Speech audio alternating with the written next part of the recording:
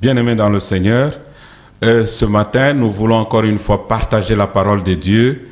Nous avons pour thème ce matin, nous avons une série d'enseignements, particulièrement pour les membres de l'Église La Gloire et la Grâce, et en général pour le corps de Christ en général.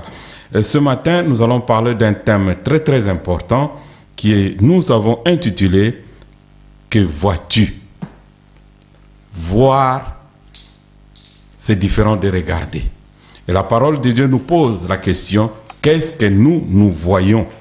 Alors pour comprendre ce message, nous allons lire un petit passage dans le livre de Jérémie au chapitre 24, versets 3 et 4. Je lis au nom de Jésus-Christ. L'Éternel me dit, je disais Jérémie 24, versets 3 et 4. L'Éternel me dit, que vois-tu, Jérémie? J'ai répondu, des figues. Des bonnes figues sont très très bonnes, et les mauvaises, ce sont très très mauvaises, et ne peuvent être mangées à cause de leur mauvaise qualité. Et la parole de l'Éternel me fut adressée en ces mots. Ainsi parle l'Éternel, le Dieu d'Israël, comme tu distingues les bonnes figues, ainsi que je distinguerai pour leur être favorable les captifs de Juda. Amen. Bien-aimés dans le Seigneur, la parole de Dieu nous dit clairement que Dieu a dit à Jérémie, qu'est-ce que toi tu vois? Jérémie a vu des figues, des bonnes et des mauvaises.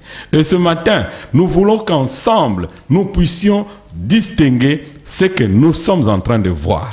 La façon de voir des humains est différente de la façon de voir de Dieu, l'Éternel des armées. Alors, quand Dieu demande à Jérémie, qu'est-ce que toi tu vois? Lui, il voit les figues, mais l'Éternel, lui, voit son peuple qui était en captivité, qui doit sortir de la situation difficile. Oh bien-aimé, je ne sais pas qu'est-ce que toi tu es en train de voir ce matin.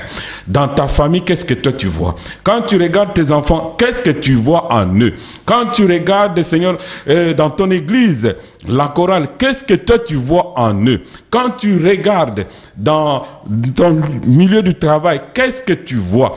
Dans la ville, qu'est-ce que tu es en train de voir? Il y a une différence entre voir et regarder. Parfois nous regardons, mais nous ne voyons pas. Puisque la Bible nous dit, vous avez des yeux pour voir, mais vous ne voyez pas. Vous regardez, mais vous ne voyez pas. Dieu veut que nous puissions voir à travers le regard que nous nous fixons. Nous avons quelque chose de particulier que le Saint-Esprit nous fait voir, mais que l'homme n'arrive pas à comprendre. Bien aimé, beaucoup de gens, en ces moments difficiles de confinement, c'est quelque chose qui est passager. Mais si c'est passager, qu'est-ce que tu es en train de voir? Beaucoup de gens voient dans ces fléaux une maladie incurable. Beaucoup de gens voient dans ces fléaux une maladie qui tue, qui est dévastatrice, une maladie qui détruit l'économie, une maladie qui détruit les humains, qui remplit les hôpitaux, les morgues et les cimetières. Oh bien-aimé, chacun a sa façon de voir les choses. Mais ce matin, je veux que toi et moi, nous puissions voir comme les enfants de Dieu. Nous puissions voir comme Dieu voit les choses. Dieu voit les choses différemment. Oh bien-aimé, Dieu voit la fin d'une chose que son commencement. Les humains voient le début. Ils voient peut-être le parcours, mais ils ne voient pas la fin des choses. Mais Dieu commence d'abord par voir la fin des choses. Et oh bien-aimé, j'aimerais que tu puisses avoir l'œil de l'esprit, puisque nous marchons par la foi et non par la vue. Ce que toi tu vois, tu regardes bien, mais tu ne vois pas. Pierre était en train d'aller dans le temple qu'on appelait la Belle, dans Acte 3, à partir du premier verset, on nous dit que Pierre et Jean voulaient entrer dans le temple, mais ils ont vu un paralytique qui leur demandait l'argent. Mais qu'est-ce que Pierre a dit? Regarde-nous bien. Mais quand il regardait, il ne voyait pas de sous. Quand il regardait, il ne voyait pas l'argent. Il ne voyait pas de gens qui étaient prêts à lui donner l'argent. Mais Pierre et Jean ont dit, regarde-nous bien. Qu'est-ce que Pierre voulait lui faire comprendre? Que à travers nous, il y a un Dieu puissant. En nous, il y a le Saint-Esprit. En nous, il y a le Saint-Esprit qui peut te guérir pour terminer toute ta souffrance. Au-delà de la souffrance financière, mais Dieu peut faire quelque chose qui va aller au-delà de ta souffrance. Bien-aimé, tu regardes ce fléau, je ne dis pas qu'il faut minimiser. Tu regardes peut-être le nombre de morts, tu vois le nombre de morts. Surtout le personnel qui travaille dans des hôpitaux, dans des maisons de retraite. Ils voient beaucoup de choses, mais ils ne voient pas comme Dieu voit les choses. Peut-être, la Bible nous dit, quand nous lisons bien la Bible, dans l'évangile, on nous dit, on a posé la question à Jésus-Christ. Cet enfant qui est né aveugle, qui a péché? Est-ce que ce sont ses parents? Est-ce que ce sont ses grands-parents? Pourquoi il vient de naître? Il n'a pas connu de péché, mais il est aveugle. Mais Jésus a vu, à travers l'aveuglement de cet enfant, à travers cette maladie, Jésus a vu la gloire de Dieu. Qu'est-ce que Jésus a dit? Cet enfant est né dans cette situation-ci pour que la gloire de Dieu soit éclatée. Moi, je vois à travers ce fléau, comme Dieu voit, Dieu va faire éclater sa gloire. Alléluia. Oh, bien-aimé dans le Seigneur, je veux que tu voies les choses comme Dieu voit les choses. Ne vous inquiétez pas. Parfois, les ennemis de Dieu, ils voient en nous quelque chose que les enfants de Dieu eux-mêmes n'arrivent pas à voir. Les enfants d'Israël voulaient entrer dans Canaan. On nous parle de cette femme prostituée qui était dans Jéricho. On nous parle de beaucoup de gens, mais qui ont eu déjà qui ont déjà entendu parler des enfants d'Israël. Mais qu'est-ce que je retiens dans le parcours des enfants d'Israël qui ont quitté l'Égypte jusqu'à Canaan? Dans leur parcours, les autres villes ont entendu parler de Dieu. Ils ont entendu parler comment est-ce que leur Dieu les a délivrés devant la mer. Comment leur Dieu avait fait de grandes choses. Ils ont détruit leurs ennemis dans leur parcours. Mais ce Dieu-là, il n'a pas changé. Regarde bien, bien-aimé. Regarde, qu'est-ce que toi tu vois? Tu vois toujours la souffrance dans ton foyer. Tu vois toujours les points négatifs de ton mari. Tu vois toujours le point négatif de tes enfants. Mais regarde bien, Dieu ne voit pas comme toi tu vois. Tu dois voir comme Dieu voit les choses. Bien-aimé, en Israël, il y avait un problème, un grand problème. Aujourd'hui, peut-être, nous vivons, beaucoup de gens vivent dans la peur, dans la crainte. Beaucoup de gens vivent dans le confinement. Mais à l'époque, les enfants de Dieu étaient en guerre. Une seule personne, Goliath, il était là pour défier tout un peuple, toute une armée et même le roi était dans la peur. Pourquoi? Puisqu'il y a quelqu'un que tout le monde le voyait, il était grand, il était puissant, il était fort, il était un guerrier, peut-être imbattable. Il terrorisait tout le monde et tout le monde reculait. La Bible dit plusieurs jours, les gens reculaient. Les gens ne pouvaient pas s'avancer. Il a défié tout le monde. Mais il aurait fallu quelqu'un qui était rempli du Saint-Esprit, qui a voulu avancer. Il a avancé, pourquoi? Puisqu'il a avancé, en lui, il y avait un Dieu que les autres ne voyaient pas. Mais en lui, il y avait le Saint-Esprit qui lui avait déjà montré la victoire avant la victoire. Alléluia. Notre Dieu, il est celui qui donne la victoire avant même le combat. N'est-ce pas, la Bible nous dit, nous sommes plus que vainqueurs. Pas à cause de notre force, mais à cause de Jésus-Christ. Tu dois déjà voir la victoire. Tu dois déjà voir la fin du fléau. Puisque David a dit, moi je viens avec toi, je viens contre toi avec le nom de l'Éternel. Peuple de Dieu, si nous avançons avec notre propre force, avec notre intelligence, avec nos experts, avec nos médecins, avec nos chercheurs, nous n'allons pas avoir de bons résultats. Le bon résultat, c'est avec le nom de l'Éternel. Oh, le nom de Jésus-Christ est puissant.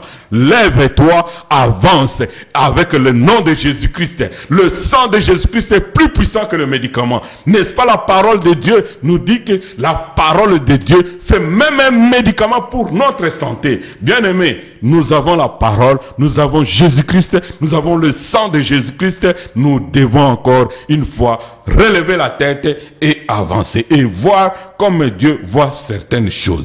Bien-aimés, la Bible nous dit, Élie, avant de voir la pluie, il avait vu d'abord la pluie. Si tu ne vois pas le miracle, tu ne peux pas vivre le miracle. Tu dois d'abord voir. Oh, la Bible dit, tu dois d'abord, quand toi, ce que toi tu vois, c'est ce qui va arriver. Si tu n'as pas vu, tu ne peux pas percevoir ce que tu n'as pas vu. Et Dieu ne peut pas non plus te donner ce que toi tu n'as pas encore vu. Tu dois d'abord voir. Élie a d'abord vu la pluie avant d'annoncer à Akab qu'il va pleuvoir sur ma parole.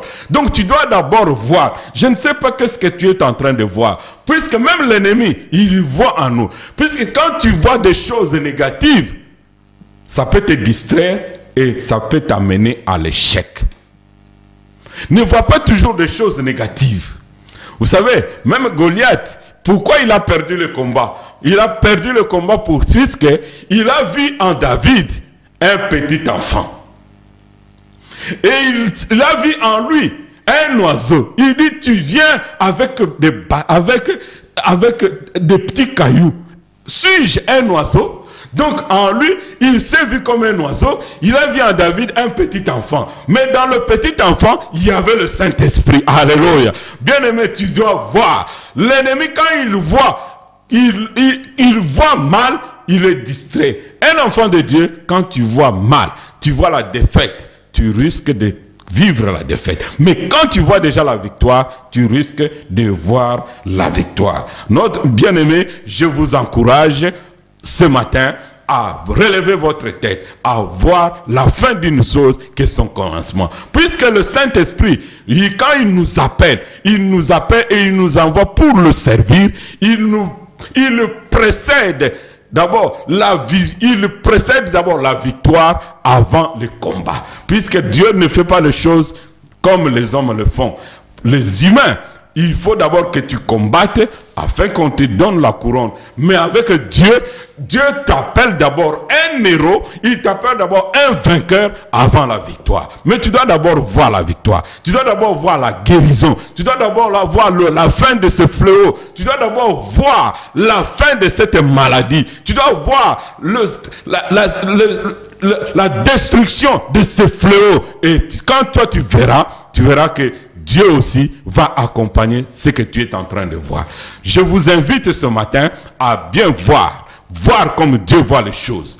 Puisque cette difficulté, cette souffrance, ce n'est pas pour la mort, mais c'est pour la gloire de Dieu. Quand Jésus-Christ s'est levé pour aller à la tombe de Lazare, il était devant tout un peuple. Il dit, ôtez-moi la pierre. Vous savez ce qu'on lui a dit? Non. Puisque celui qui est dedans, il sent déjà. Non, mais Dieu, Jésus-Christ ne voyait pas une personne qui était en décomposition, qui sentait déjà, mais lui, il voyait déjà une personne qui était ressuscitée, puisqu'il était porteur de la résurrection et la vie. Bien-aimé, tu dois voir comme Jésus voit les choses. Jésus voit quelqu'un qui est ressuscité, quelqu'un, même s'il était en décomposition, mais lui ne doutait pas, il a cru qu'il est la résurrection et la vie, et il va ressusciter. Mais le peuple n'a pas cru, il n'a pas vu ce que Jésus voyait. Lui et le peuple, il voyait déjà quelqu'un qui était déjà en décomposition, qui sentait déjà mauvais. C'était déjà trop tard, tout était déjà fini, et la messe était déjà dite. Mais avec Jésus, la messe n'est jamais dite. Ne vois pas le nombre de morts, ne vois pas le nombre de gens qui sont infectés, mais regarde plutôt ce que Dieu est capable de faire. Et il va nous étonner. Nous croyons qu'il est temps que les enfants de Dieu s'élèvent, qu'ils voient les choses comme le Saint-Esprit voit les choses. Avec Jésus, nous aurons la victoire, et la victoire, elle est certaine, parce que nous croyons au Dieu des miracles, le Dieu qui est Dieu Jéhovah Rapha. Il n'y a pas un médecin qui peut être comparable à Jésus. Sa main puissante est sur la Belgique et sa main puissante est sur son église. La Bible n'a-t-elle pas dit, ni la mort, ni le séjour des morts ne pourvoient pas contre son église. L'église de Dieu, nous devons croire à la parole de Dieu. Nous croyons aux paroles des politiciens, nous croyons aux paroles des médecins, nous croyons aux paroles des professeurs, mais nous devons croire aussi que à la parole de Dieu, elle est oui et amen. Jésus a dit que 1000 tombent à gauche, que 10 000 tombent à droite, nous ne serons pas atteints. Nous lui appartenons, nous sommes ses brebis, lui il est notre berger, il ne nous abandonnera pas. Relève ta tête bien-aimé, vois la victoire que Jésus est capable de nous donner et elle sera notre partage. Que Dieu vous bénisse.